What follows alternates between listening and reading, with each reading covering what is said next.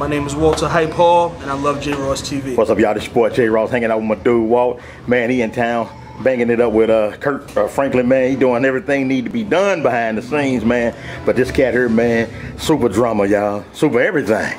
Nah. But hey, man, like, all right, no, you ain't got but 2 minutes, man, so let's knock this one down. Tell the folks what you had to do to get here, man. Well, it started out with waking up at 3 in the morning. Well, don't start right there. I want you to start with the pain of growing or trying to connect, trying to reach people. Yeah. I mean, well, for starters, every single time my mom played a record on a Sunday, it was a Kirk Franklin CD. So everything I heard was Terry Baker this, Terry Baker that. And not getting to meet these guys, I ended up learning my approach to music through listening to these records. So it's just an honor just to be here today. And my dude Kev Pencil, Bam, from New York, he put me on to the gig, got the call, flew down, and just to be able to be around these guys and know that you have what it takes, because, you know, they calling you for stuff now. So it's a beautiful situation. Yeah, but when you're sitting at home, man, and your heart was just, man, I want to get out, I want to do this, I want to do that, man.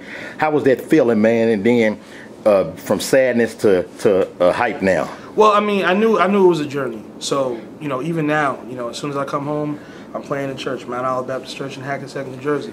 I got choir rehearsals I got to go to, music I got to learn for that, so I'm never above any of that. Yeah. And, you know, I wanted to be a tech because I wanted to get closer to the guys that I was studying, but I also wanted to learn how things work. So when things break, even on my own personal gigs, I know how to fix them.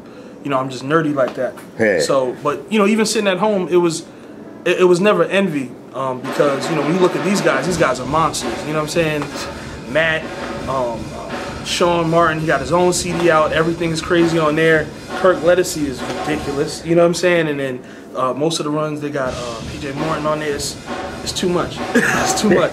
Yeah. So you've been feeling pretty good as far as like your journey and where you're trying to go. Do you think you're on the road or the path you need to be on to get to your final destination? Let me tell you something. Being here on this run definitely confirmed that this is the path I need to be on. A lot of the stuff I've been doing, a guy named Alex Bronson started me off. He's a tech for Doug Wimbish, and he put me on and told me, like, you could do more than just play. Yeah. You know what I'm saying? You could do, it's like, there's so many other things in the back office that you could have a huge effect on what's going on and still be around the music. And once I started realizing that there were other avenues that I could do that also strengthened my playing, because now I know what it takes to put on the show. I've been stage manager, I've been tour manager, tour coordinator, and it all helps, you know, because now you respect everybody's position. So I love it. I love it. And tell everybody about this morning, man, what you had to do to get her on that call. Listen, man, I only realized it was 3 once I got up and showered and got to the airport and then look at the clock. Everything was just autopilot.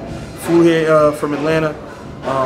Shout out to all my friends that made sure that I got the call to wake up, asking me if I needed a ride to the airport, wishing me luck, congrats and all that. Got here, load-in was at, I want to say 9:30 a.m. I got here at 9. Called the Uber, rushed over here, hit the ground running. Been running ever since. I don't even remember the last time I ate. It's all good. Yeah. So now you chalk that up as part of the dedication that you need to finally to get to your dream. Right. And then you start realizing, like, one thing I realized is that people who maybe aren't on this level, they consider the hard work paying dues. But when you see people like Terry Baker, he's setting up his own drums. He's making his own markings on the stage. He's one of the most humblest guys you'll ever meet. Oh, yeah. But he's a monster. Every single Kirk Franklin record you've heard, he's on it. You know what I'm saying? So if he can do it, then it ain't paying dues. This is part of the daily job. So you got to clock in and lock in. Yeah. So now being in Atlanta now, you say all your friends got your back. So once you go back home, they patting you on the back, telling you how great you are and all that. What kind of encouragement can you give them? Oh, well, I mean, Atlanta, I flew to Atlanta because it was easier to get here from there. From New Jersey. Yeah, I'm originally from Lower East Side, New York, grew up in Hackensack, New Jersey, right. Hackensack High School, you know, all that other stuff. I mean, they kind of gave me the congrats when I first got the call. Yeah. I just try to bring the knowledge back. Yeah. If I can open up doors for anybody else, then come on. You know what I mean? Hey, when that phone ring, what you do? Just start shooting in the air, running around the house in your drawer? My bag is already packed. Okay? Understand something.